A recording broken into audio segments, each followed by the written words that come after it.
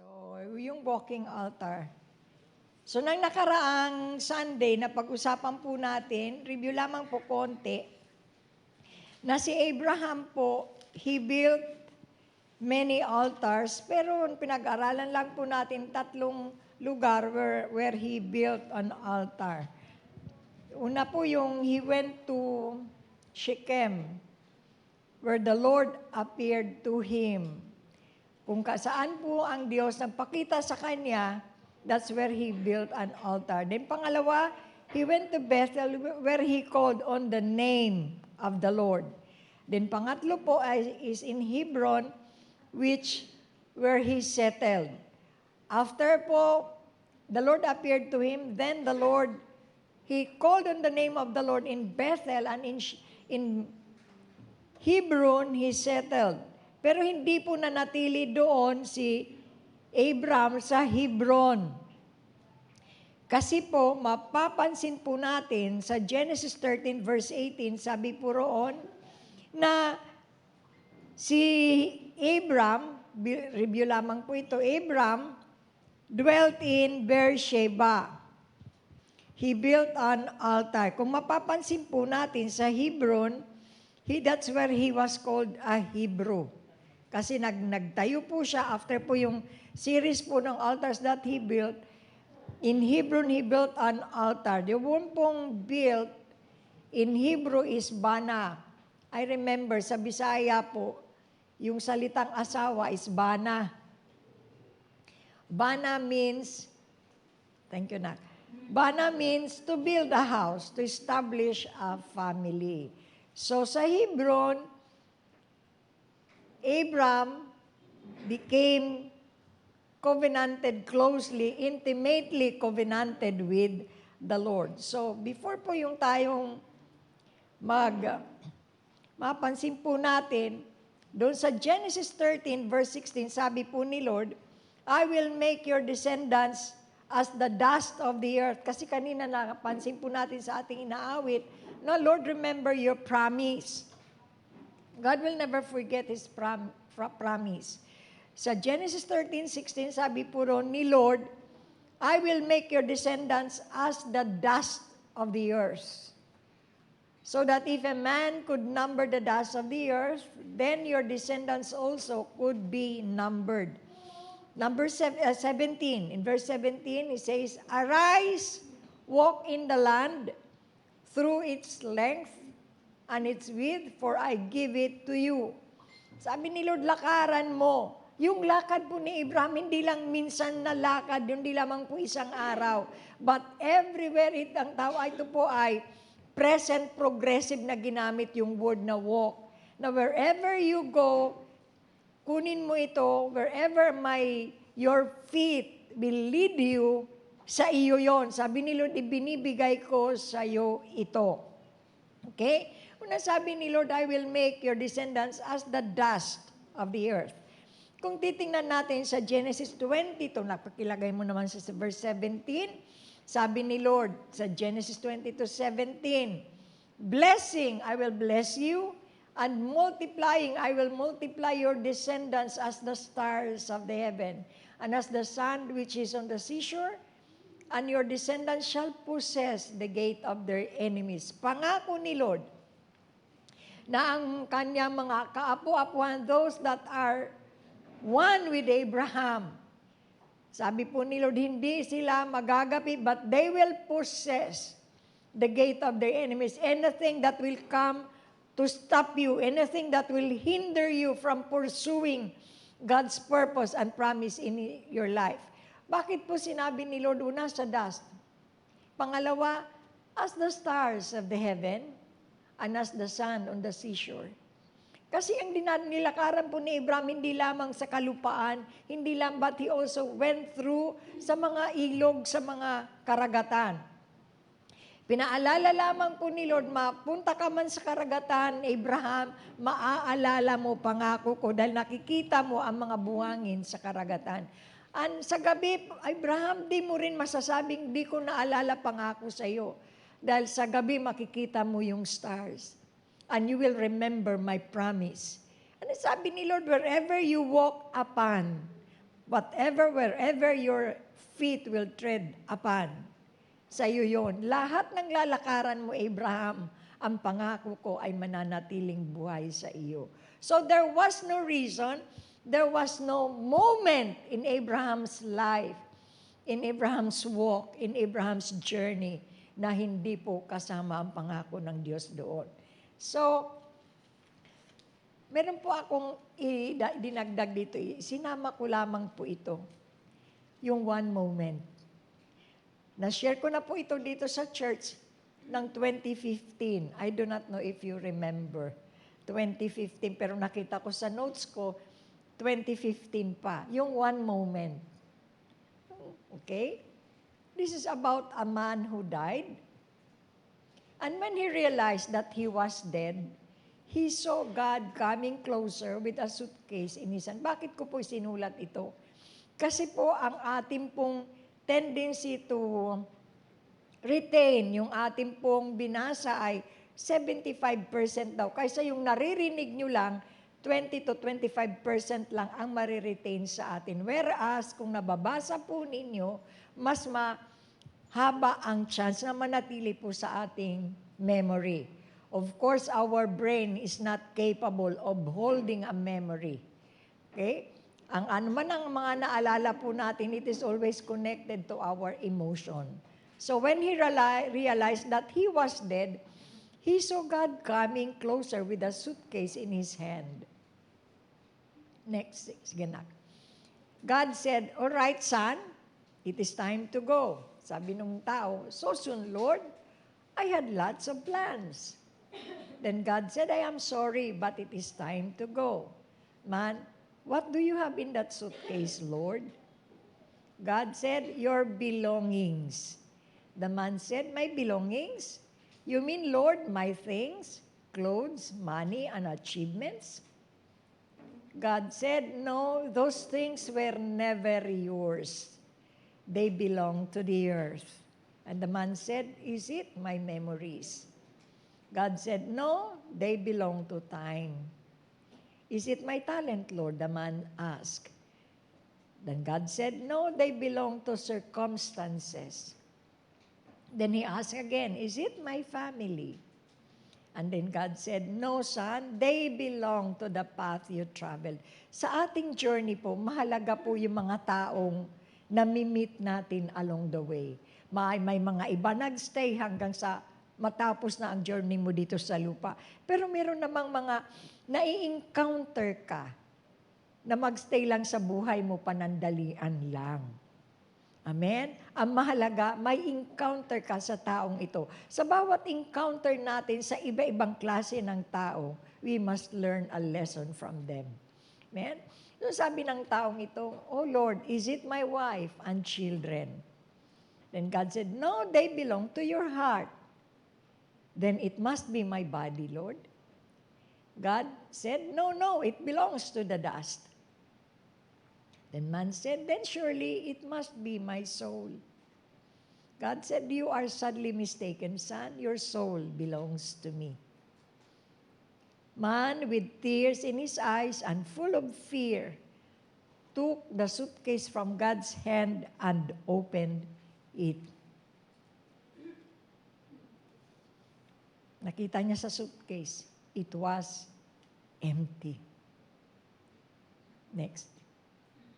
With heart broken and tears down his cheeks, he asked God, "You mean, Lord, I never owned anything?" God said, "That's right. You never owned anything. Then what was mine, Lord?" Then God said, "Your moments." Yung mga segundo, yung mga oras, every moment you lived was yours. So do good every moment. Think good in every moment. Thank God for every moment. Life is just a moment. Live it, love it, enjoy it. Do you love your life? Do not sequence your life to hurry, worry, katapus-tapusan, bury. Yung lagi kang nagmamadali. Sino dito ang laging nagmamadali, parang laging naghahabol sa oras? Alam niyo mga kapatid, hindi mo mahahabol ang oras. Amen? Hindi mo mababalikan ang oras. Nagmamadali ka, bakit? Katapos-tapusan, nag-aalala ka na. At pag lagi kang worried, alam niyo na ang katapusan mo, ililibing ka na lang. Ito ang kadalasan sequence na maraming ang buhay ng tao. Huwag po tayong magmadali. Kanina po ang awit, ang sabi po, pakilagay mo anak sa Hebrews, wala kang bukas. Tomorrow does not belong to you. Okay? Pakilagay mo sa Hebrews chapter 3, verse 7.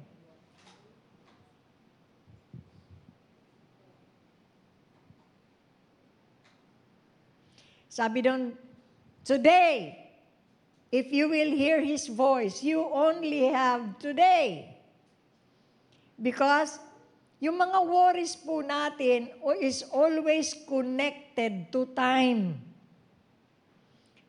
Pag ikaw ba ay nag-iisa at nag-worry ka, binuworry mo ba yung ngayon? Hindi. Ang worry mo lagi connected bukas. Ako ang pambayad ko, ako ang pamasahe ko kaya bukas. Pag hindi bukas, yung kahapon. Your worries are always connected to time, to your past, and to your future. But if you will stick today, sa present moment mo, wala kang need, wala kang problema, wala kang worry. Amen? Amen. Nadagdag ko lamang po ito dahil gusto ko lamang po tayong pahalagahan natin ang mga buhay po natin. Amen? Dahil para bang 2 linggong nagkasabay, no? Nagkasunod. Una si Rika, pangalawang linggo si Billy. Parang nalulungkot naman tayo bagamat hindi natin sila nakasama ng mahabang panahon. Pero nanatili po sila sa puso ko. So let's talk about yung walking altar, a place of covenant. Okay? Walking altar, a place of covenant. Just as communion is a covenant and spiritual thing, so also is tithes and offering. Magre-review lang po tayo. Okay, my tithes and offering. Tithing is a covenant thing. It is not under the law. Because when we pay our tithes, we are inviting God to be our partner. Our tithes and offerings are never a contribution. Okay? No one is rich enough to support God and His work.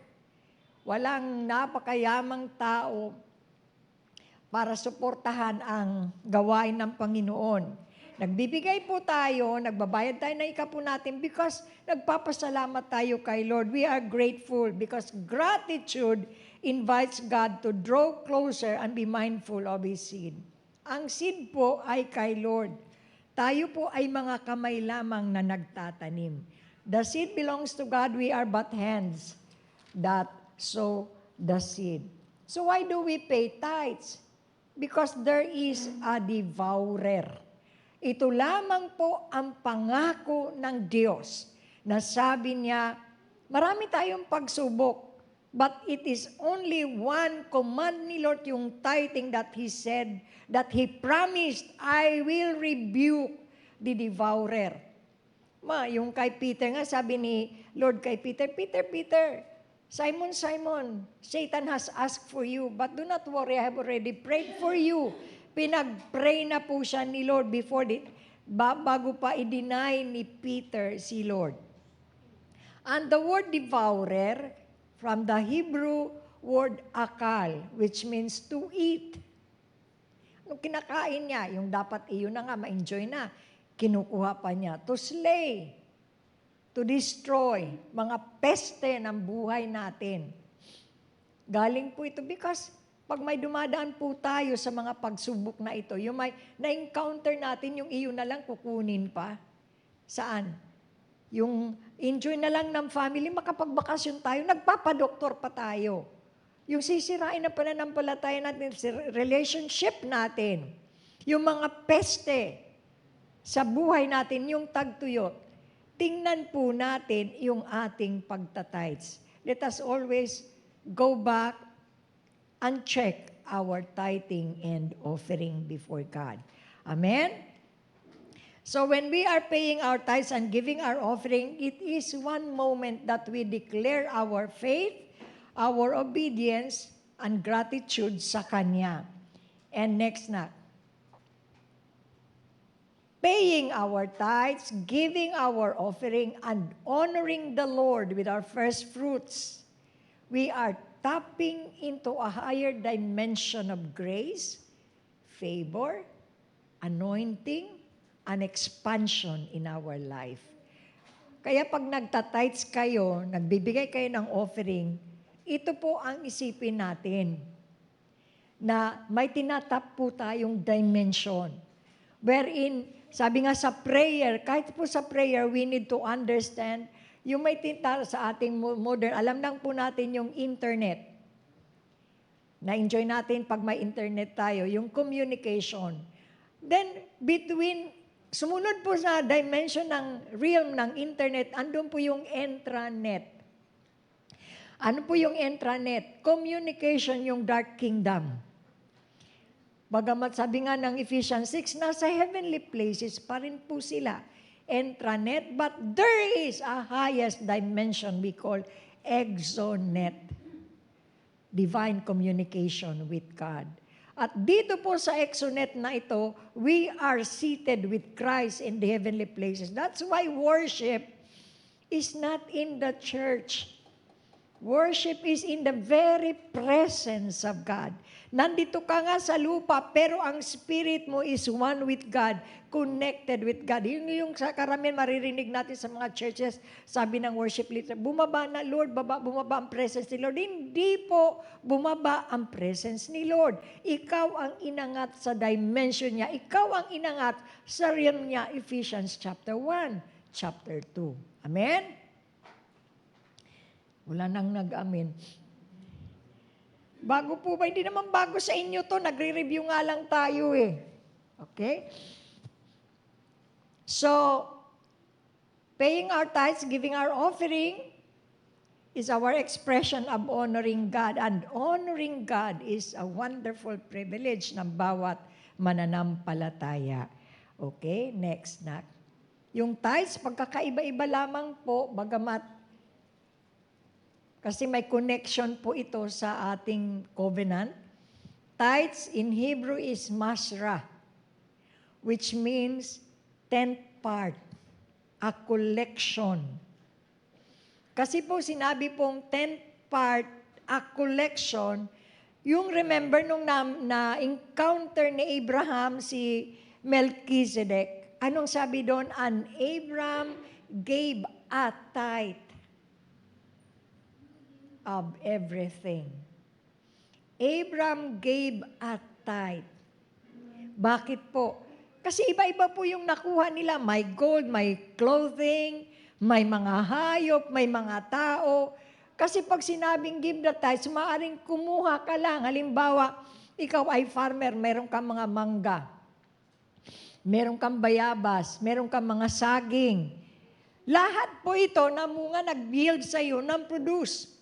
Kung ang tithes lang ibibigay mo ay tithes lang ng mangga, at tithe lamang po. Pero yung sa saging, hindi ka na nag-tithes. Kaya ang sabi po, a collection of the things that you acquire from the Lord. Amen? Parang di na ako naintindihan. Naintindihan niyo pa po ba ako? Pagdating talaga sa pagkaperahan, no, walang gustong umintindi. Alam nyo, yung tungkol sa one moment, 2015 nang pinadala yun ng kahihipag ko, Sister Lilia, hindi ko nakalimutan yun. Okay, tithes is masra, the 10th part or collection. Then offering. In Greek, it is prospera, which means to prosper, or galing dito yung salitang prosperity. Pero sa Hebrew, sa Greek, sa Hebrew, ang prospera ay Greek word po ng offering. Pero sa Hebrew po, ang salitang offering ay minka, which means 4 things. Una, yung offering, it is willingly given because you're seeking the favor of God. One purpose ng yung minka. Pangalawa, it is a tribute, payment owed to a higher authority. May utang po tayo kay Lord. Amen? 1 Corinthians, 2 Corinthians 9, ano utang natin? Yung seed na ibinigay niya sa atin. Pangatlo po, sacrifice. Surrendering something of value. Ito na yung sa iyo. Yung magbibigay ka, kahit kailangan mo, dahil sinabi ni Lord ibigay mo. Amen? Then pang-apat, it is a present. When you are giving your offering, means you are introducing yourself to God. Your own offering introduces you to God, and it tells God about your story. Kung maliit ang iyong binigay, that means, Lord, di mo pa ako binibigyan ng marami. Pag malaki binigay mo, you're just saying, Lord, thank you for the wonderful gift that you have given me. Kung ito po ay present na mo na binibigay kay Lord, you are just telling God your story. But first fruit, kaiba naman po ang first fruit. Yung first fruit in Hebrew is reshit. Yung sinabi sa Proverbs, honor the Lord with your possessions. Proverbs chapter 3. First fruit is reshit. It is not your tithes. It is not your offering, but this is your first fruit. Meaning yung beginning, yung principal. Pinakauna sa increase na ibinigay ni Lord sa iyo. Pag ito po ay principal, it is speaking something na mataas po yung first fruit mo. Yung first fruit mo governs all your harvest. Yung first fruit mo covers your harvest. Pero yung seed po, in Hebrew is zara, which means to sow or be made pregnant. Yung seed mo naman ang magpapalawak. Kasi ang sabi ko noon, tithes and offering binibigay sa church, pero yung seed, you can sow your seed anywhere. Kaya kung saan-saan ka, umaani. Amen? Praise God. Prayer is also a covenant thing. Revelation chapter 8, lagay mo nga anak. In verse 3, Revelation chapter 8, verse 3. Revelation, meron akong gusto ipakita sa inyo. Then another angel, having a golden censer, came and stood at the altar. He was given much incense that he should offer it with the prayers of all the saints upon the golden altar which was before the throne. Saan po ang prayer na ito? Sa church? No. Prayer na ito is in the realm of the Spirit, sa heaven. Sino yung mga saints na ito? Yung mga departed loved ones natin. Kala natin di na sila nagpipray. Kala natin nagpipray ka lang dito sa lupa at yung mga nangamatay na mag-enjoy na lang sila sa ni Lord. Ano sinasabi sa Revelation? These saints are also praying for us. In verse 4, and the smoke of the incense with the prayers of the saints ascended before God from the angel's hand. Nag-ascend sa throne. Alam nyo, kung nag-ascend pa pala kay Lord, saan ang mga angels na ito? Because in the realms of heaven, may mga dimensions din po yan. Bagamat nasabi po ni Paul, third heaven, hindi lamang po 3 dimension ang kalangitan. Sabi nga po na isang mystic, there are 360 dimensions, and within the 360 dimensions are also 360 realms. Di ko alam kung gaano karami yung mga ano-ano yung mga realms na yun. But anyway, sabi po, mga prayers ng mga saints, they're also praying for us. Pero pag nagpipray ka, wag mo nang tawagin nanay mo na namatay. Wag mo nang tawagin yung asawa mong namatay. Wag mo nang tawagin yung anak mong namatay. No. Kasi sila nasa spirit realm, alam, nakikita nila yung need natin because they are already in the spirit. Nagpipray din sila kasama natin. Because they have been one with us. Ang tao po pag namatay, ang hindi po mawawala sa kanya, bagamat ang katawan pupunta sa lupa, ngunit yung kanya pong, sabi nga, ang kaluluwa niya, yung soul niya, pwedeng kasama ni Lord, or ang soul and spirit po, babalik muli kay Lord. But ang sabi nga ni Lord, na matakot tayo. Huwag tayong matakot sa taong pumapatay sa katawan. Katakutan natin ang Diyos that can kill both soul and body. Because yung soul natin, when a person dies, yung soul carries yung mga moments natin dito sa earth. Yung soul natin carries the emotions. Yung soul natin ang connected pa rin dito sa earth. That's why, sa mga relationship, pag nasisira po ang relationship, it's not your spirit that become one with the person, but yung tinatawag pong soul tie.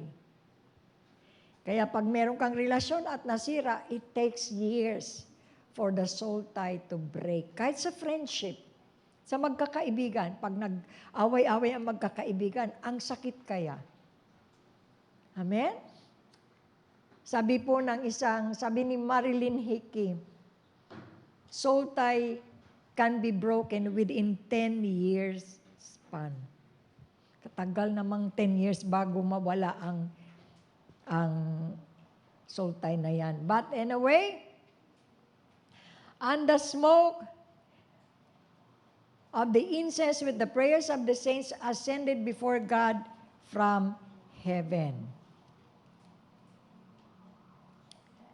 Next na. Lagay mo sa lesson natin.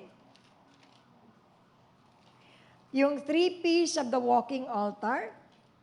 Of course, kaya sinabing walking altar, pag wala ka na sa bahay, wala ka na sa church, di ka na nagpe-pray. Kaya po nilagyan ko ng mga 3 P's, which speaks of place dedicated for a purpose. Ano yan? Pag nasa office ka, break mo, find a place where you can commune with God. Kahit kung ikaw ay teacher, may mga break naman siguro mga teacher, mga lunch break. Doon sa lamesa mo, mag-break ka doon, kausapin mo si Lord. Yung lugar kung nasaan ka man, find a place. Pag may urging na ang Spirit ni Lord to talk to you, find a place para kausapin mo si Lord. So a place dedicated to God for that purpose. Pangalawa, there is yung position or attitude po natin. Ano po ang ating attitude dito? Yung gagawa ka ng mga bagay, na ihihiwalay mo ang sarili mo from other activities, na halimbawa nasa bahay ka. Totoo ako minsan, nagtatrabaho pero nagpipray. Maliligo ka, nagpipray ka. Kumakain, nagpipray ka. Pero yung tinutukoy ko dito, being one with God, yung altar na ating sinasabi rito, yung wala kang ginagawa, you are just one with the Lord. Position yourself with that attitude of worship before God. Yung kayong dalawa, wala kang iniisip na trabaho, wala kang mga nanay. May nasalubong po akong member ng isang church. Araw-araw daw silang nagpipray, yung mga nanay, sabi ko, ay sino po makasama yung nagpipray? Ay kami yung mga lola na wala nang ginagawa sa bahay. Sabi ko, naku, kawakan pala mga church ngayon ang nagpipray na lang yung mga nanay at mga lola na walang ginagawa sa bahay. Hindi po, ang prayer is for everyone because everyone we're seeking God's provision, we're seeking God's presence. Hindi lamang po position, but practice. Number 3, proficient practice. Yung lagi po nating ginagawa, kung ano po ang pinaniniwalaan ng puso po natin, gawin natin. Practice lamang po. Pag sinabi ni Lord, magbigay ka, bigay ka. Huwag kang mag-question. Pag sinabi ni Lord, matulog ka. Kahit panahon ng prayer mo, matulog ka. Pag sinabi ni Lord, kumanta ka. Kahit ka ba nasa Cubao, nasa public place, ay kumanta ka, magpuri ka. That becomes your altar. Minsan pag nasa public place tayo, nahiya na tayong magtaas ng kamay. Nahiya na tayong mag-praise the Lord. Nahiya na tayong mag-thank you God. Nahiya na tayong magdala ng Biblia. Sino pong nagdadala pa ng Biblia sa public place? Huwag na lang sa public place. Sa church na lang. Sino pa may dalang Biblia? Parang isa lang nakita kong kamay. I thank you, Lord. Patawarin niyo kami, Lord. Why? Because walking altar is a place of covenant. And covenant means agreement, alliance. Ay, pastora, wag mo kami nire-rebuke. May Bible naman kami sa cellphone namin. Nasa cellphone nyo, pero binibigyan nyo ba ng panahon basahin yung Biblia nyo sa cellphone nyo? Biblia o Facebook o mga messenger? Minsan, pag naiisip ko, parang kinakain na ng Facebook yung time ko. Parang gusto ko nang mag-live muna for a while. Kasi sa totoo lang bago ka matulog, pumikit, ang una huli mong tinitingnan ng Facebook mo. Yung mga tawag mo. Aminin po, patawarin tayo ng Diyos. Amen? Pero dito po sa walking altar, meron po tayong tinatawag na 5 covenants.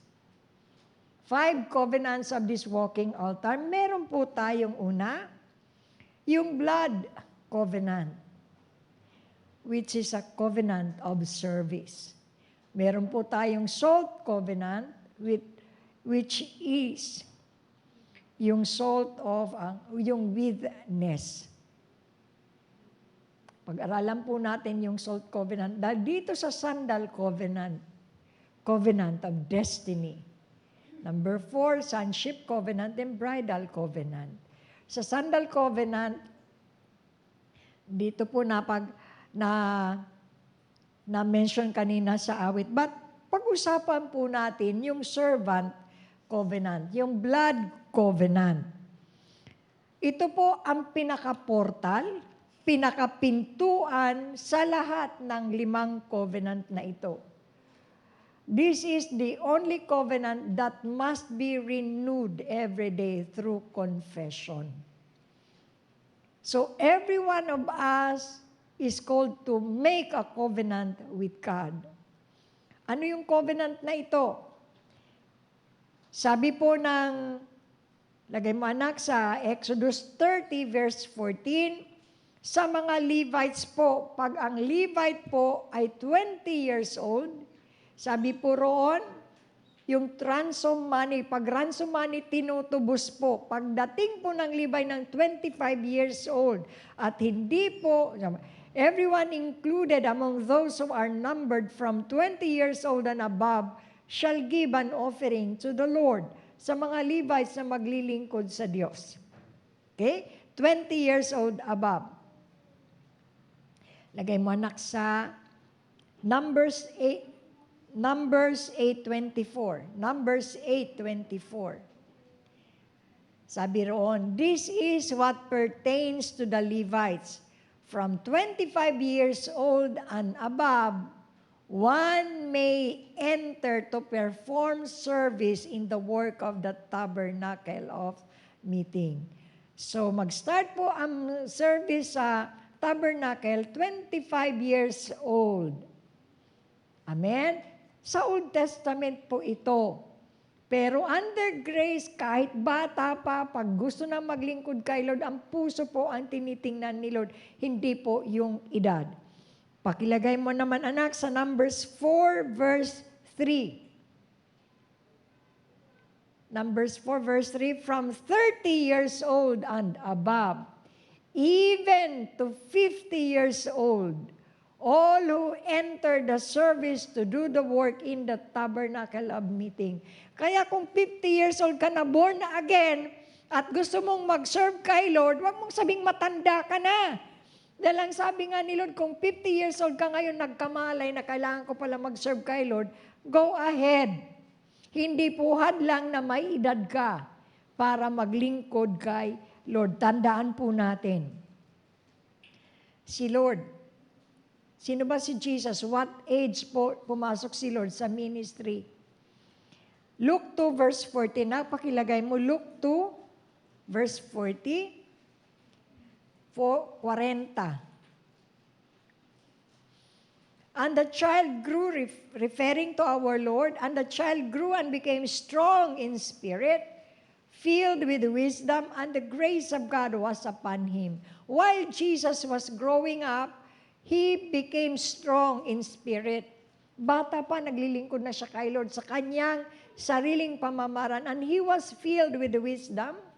At ang grace ni Lord ay nasa kanya. In verse 42. 42 na. And when he was 12 years old, they went up to Jerusalem according to the custom of the feast. 46.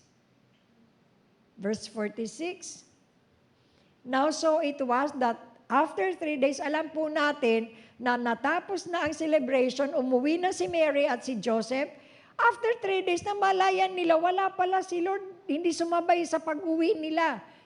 So sabi pa dito, they found him in the temple, sitting in the midst of the teachers, both listening to them and asking them questions. Naiwan si Lord sa templo. 47. And all who heard him were astonished at his understanding and answered. Anong sabi po rito? Jesus entered ministry when he was 30 years old. So, alam natin, bagamat siya ay 12 years old, alam na niya ang word ng kanyang ama because he was already filled with the Spirit of God and the grace of God was already upon him. Pero Jesus waited. He prepared for 30 years for 3.5 years ministry. Karamihan po ngayon, kala na kapag Bible school, 4 years sa Bible school, paglabas pastor na, ready na magpastor. Hindi po. It took 30 years for Jesus to prepare for a 3.5 years of ministry. Kaya hindi po natatapos, hindi ko po inano yung mga nag-Bible school dahil marami po sa atin nag-Bible school dito. Pero ang pinupunto ko rito, going to a Bible school, sila po yung mga seeker of knowledge. But they are not seeker of the truth. Tanungin mo, mga nag-Bible school, ba't ka nag-Bible school? Sinasagot ka ba para hanapin si Jesus? Hindi po. Para matuto. Hindi po ba, Sister Neng? Sister Lloyda, yung mga nag-Bible school dito. Naghahanap tayo para matuto, hindi para hanapin si Jesus sa Bible school. Amen? Tandaan po natin, going to a Bible school may be good, but always or oftentimes, good also produces evil. Because good and evil came from the same tree. Amen? Kaya minsan, alam mo, pag evil ang nakikita mo, alam mo na yon. But good is very deceptive. Si mabuti nga eh. Sabi ko nga, mga nagpupunta ng Bible school, they are seeker of knowledge. Pero ang truth po can only be found in Jesus. At ang kay Jesus, si Jesus makikita at makikilala lamang po natin through the Spirit of truth. Jesus, we can only know Jesus through the Spirit of truth. And we enter into this blood covenant. Galatians 2:20, pakilagay mo na. Yung sinabing, tingnan po natin, Galatians 2:20, I have been crucified with Christ. It is no longer I who live, but Christ lives in me. Sino nabubuhay na dito? Sa katauhan mo, sa katawan mo, sino nabubuhay na dyan? Ikaw pa ba o si Kristo na? Kung hindi ka pa, kung nakikita pa sa atin ang ating sarili, kaya nga yung sinabi ni John the Baptist, nung ma-mention ni si Jesus that was coming mightier than he, sabi niya, I am not even worthy to carry his sandals. Sabi ni John, he must increase, but I must decrease. So lagi kong sinasabi, Lord, help me to decrease for you to increase. Then the Lord said, no, son. He calls me son. He does not call me daughter. Kasi in the realm of the Spirit, sa kingdom, wala pong daughters doon. Everyone are sons. Okay? Genesis 1:26. Sabi niya, no, son. I do not want you to decrease. I want you to disappear. Because the very purpose po why we come to church is to learn. Kanina po, for all the word, great, yung how great is our God. And all will see how great is our God. Saan makikita yung greatness ng Lord? Sa'yo, sa akin. We are to manifest the Lord through us. So, as born-again believers, we are servants of God. As I said, this is the only covenant that must be renewed every day. Kasi mga kapatid, kanina papunta po kami rito, sabi ko, Lord, ano ba yung dagdag doon sa blood covenant? Jesus died for us. Without the shedding of the blood, there is no remission of sin. And there is no acceptance before the altar. And the Lord said, because many are serving. Yung sinabi ni Lord, many are called, but few are chosen. And not everyone who calls me Lord, Lord, will enter into my kingdom, but only those who do the will of my Father which is in heaven. Ano ba yung will ni Lord? 3 levels po yung will, ang sinabi sa Romans 12. The good, the acceptable, and the perfect will of God. Yung perfect will ni Lord, di pa po dumating sa earth. But the good will ni Lord, nandito po sa Bible. Pero yung acceptable, ito po yung sinasabi sa Romans 8:28. All things work together for the good of them that love the Lord. According who are called according to a purpose. Ano man ang mga mas pangit na nangyayari sa buhay natin, ngunit pag inihingi po natin ito ng tawad kay Lord, pinaayos ni Lord yan. Whatever was a curse for us, He is able to turn them into a blessing. Pero may matututunan po tayo sa ating mga dinadaanan. And the Lord said, I was reminded na sabi ng mga disciples, di ba Lord, sabi mo nga, Lord, have we not prophesied in your name? Bakit kami di makakapasok sa kaharian mo? Sabi ni Lord, hindi lahat ng tumatawag sa akin makakapasok sa kaharian ko. But sabi pa niya, bakit sasabihin niya ni Lord, depart from me for I did not know you. The word did not know means we failed. We stopped walking with God. We stopped walking with God. So, pakilagay mo nga anak sa Hebrews 9:11-14. Lagay mo sa Hebrews 9:11. But Christ came as high priest of the good things to come, with the greater and more perfect tabernacle not made with hands, that is not of this creation. 12, not with the blood of goats and calves, but with his own blood, he entered the most holy place once for all, having obtained eternal redemption. 13, for if the blood of bulls and goats and of the ashes of a heifer, sprinkling the unclean, sanctifies for the purifying of the flesh. In the Old Testament, para po mapatawad ang mga Israelita, nagpapatay po sila ng mga hayop, mga prescribed animals. Hindi po basta hayop lang, kung hindi si Lord ang namimili ng ihahandog nilang mga hayop. At ang dugo po ay pinag-sprinkle lamang po doon sa mercy seat, and then Israel was already, yung kanilang kasalanan were already atoned for 1 year. Nilinis po muli sila. Verse 14, how much more shall the blood of Christ, who through the eternal Spirit offered himself without spot to God, cleanse your conscience from dead works to serve the living God. Pakilagay mo anak sa John 14, verse 2.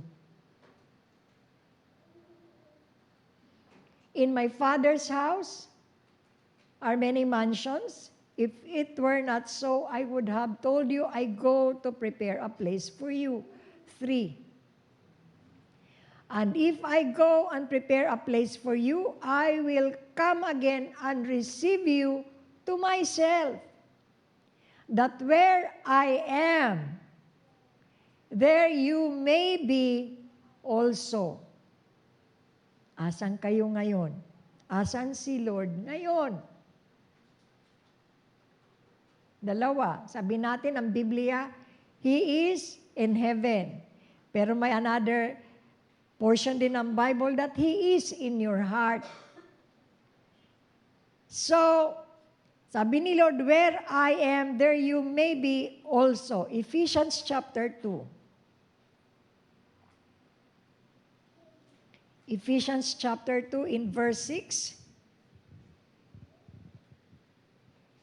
Sabi po roon, when Jesus ascended to heaven, He also raised us up together. If we have been crucified with the Lord, He also raised us up together with Him and made us sit together in the heavenly places in Christ Jesus. Ay, pastora, posible lang yung pagpatay ka na. Hindi po. Ang reality ng Biblia, yung reality ng buhay natin ay nasa Biblia because the spiritual realm is the real life. What we are living here on earth, ito po ang shadow lamang. Ito lamang ay for our experience. Remember, when you receive the baptism of the Holy Spirit, isa lamang naman po hinihingi natin para mabautisman tayo sa Espiritu, para makapag-thanks. No. Baptism of the Holy Spirit is not just to receive an experience, but baptism of the Holy Spirit is to receive a person. Person po ang tinanggap natin. So made us sit together in the heavenly places. In the realms of the Spirit, you are already with Him. You are already one with Him in the Spirit. Kaya you can be on the earth, but the moment you worship, the moment you pray, you are one with Him in the heavenly places. Pakilagay mo anak sa Ephesians 1:6.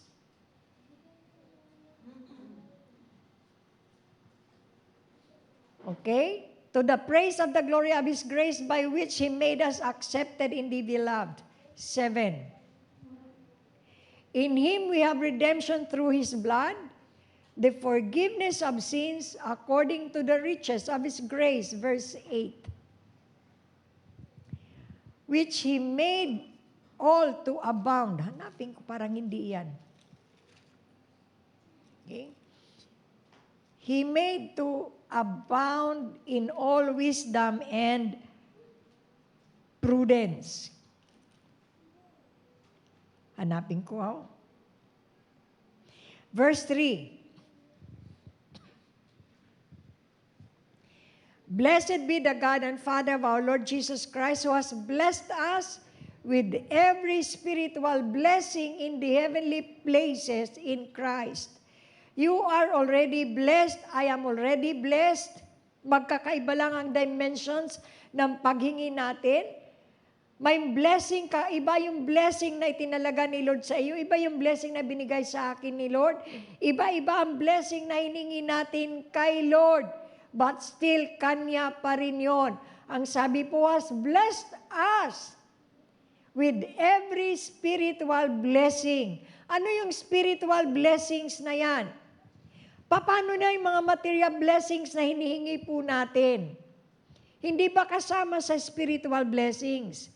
Kasama po lahat yan because whatever you receive on the earth begins in the realm of the Spirit.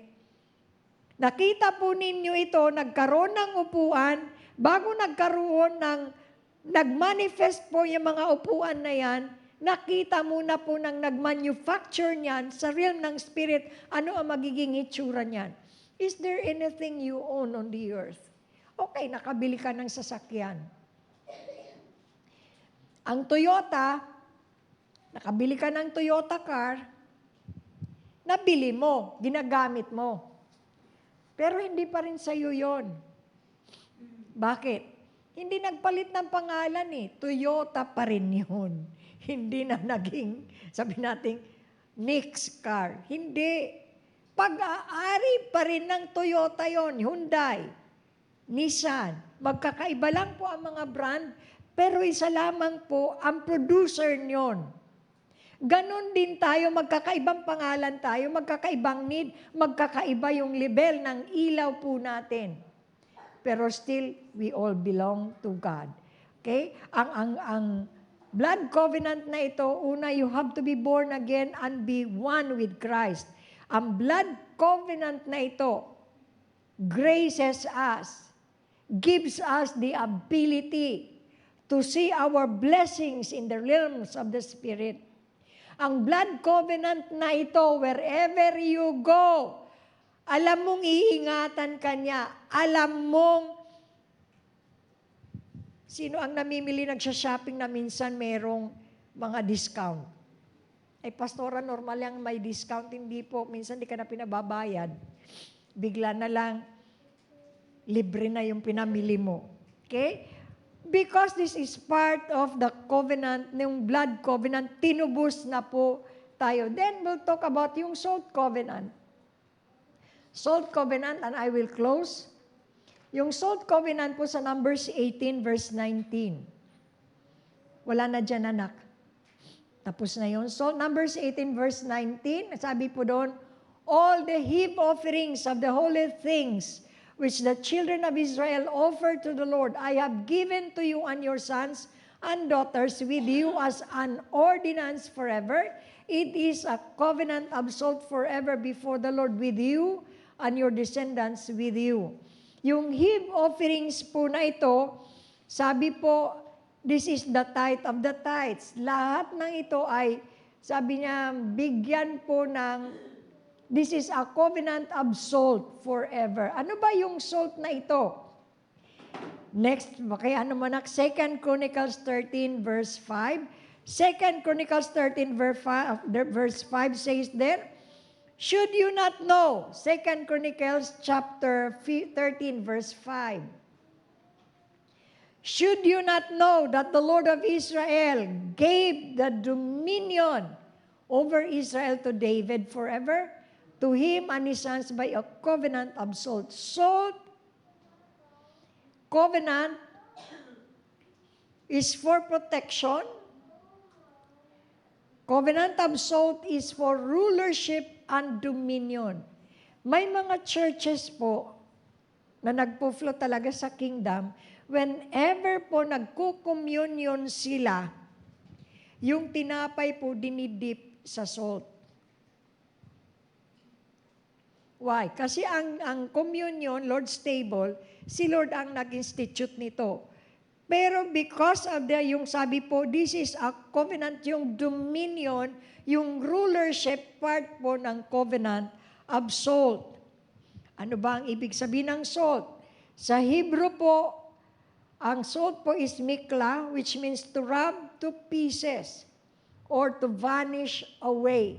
When you are covenanted with the Lord, ang salt po pag inilagay sa word, ang salt po pag inilagay sa tubig, hindi na siya salt.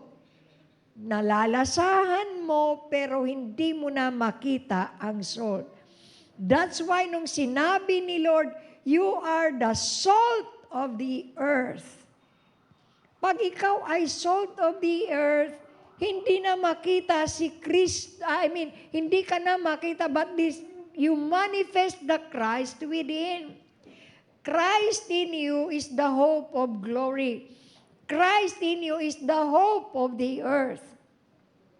Then sa Greek, yung salt po is halas, which means prudence or kabaitan or kahinahunan. Okay? Sa Mark 9, lagay naman, I will close. Mark chapter 9, so next week we'll talk about the sandal covenant. Mark 9 in verse 49, for everyone will be seasoned with fire, and every sacrifice will be seasoned with salt. Verse 50, have salt. Salt is good. But if the salt loses its flavor, how will you season? Season it. Have salt in yourselves and have peace within yourself. Yung sinabi pong have salt in yourself. Pag ang asukal at ang asin, pinaghalo mo, which is stronger? Asukal or asin? Hindi sinabi ni Lord, pangako ni Lord sa Israel, I will bring you into the land flowing with milk and honey. Sweetness. But in that sweetness, within the land of sweetness and harmony, you are the salt of the earth. Mga metaphor po ng spiritual things. Sabi ng Matthew 5:13, you are the salt of the earth. And the salt is a symbol of lasting concord because salt protects, salt preserves, at hindi po ito, and salt give flavor. Have salt in yourself, sabi ng Mark 9:50, means have the wisdom and grace exhibited in speech. Sabi po ng Colossians 4:6, let your speech always be with grace, seasoned with salt, that you may know how you ought to answer each one. So dito po sa salt covenant, pag sinabi pong while you are walking, you are having this walking altar, yung covenant of salt. Pati po pagsasalita natin, dapat po ingatan po natin. Na wala po rin na-offend sa ating mga sinasabi. Because as salt of the earth, dapat dala-dala po natin yung healing. Dalang sabi po rito, seasoned with salt. Meaning, sa pagsasalita natin, dapat po yung nakakatulong po tayo, nakaka-assist po tayo, then moving the person from one place to another. Yung iaangat po natin sila, exhort po natin sila. At para alisin din yung mga kabigatan sa kanilang mga balikat. Yun po ang ibig sabihin na seasoned with salt. At ginagamit din po ang salt sa Ezekiel 43, in consecrating, dedicating the altar to God. Amen. So today, pinag-aralan lamang po natin yung blood, yung sa walking altar, we talk about the blood covenant. This is the portal, the only covenant in the walking altar that needs repentance every day. Dahil maaaring hindi po tayo Nakakagawa po tayo ng mga bagay na hindi nakakaluwalhati kay Lord. May mga pinapagawa si Lord na nakakalimutan po nating gawin. We sometimes hindi po negligence kung hindi we disobey God. Kaya every day, we need to repent before God. Dito po sa blood, every time we walk, hindi ko lang alam sa inyo kung dumadaan ang araw na hindi kayo nakakagawa ng kasalanan. Purihin ang Diyos sa buhay mo. Dahil ako, walang araw na lumipas na hindi ako nagkakamali. Even in my thought, I can guard my words, pero yung isip mo. Amen? So let's pray. Thank you, Father God, for your word, for your goodness, for your love. And we pray, Father, that whatever we do, maparangalan ka namin. Father, ang aming mga puso, shall we all rise up?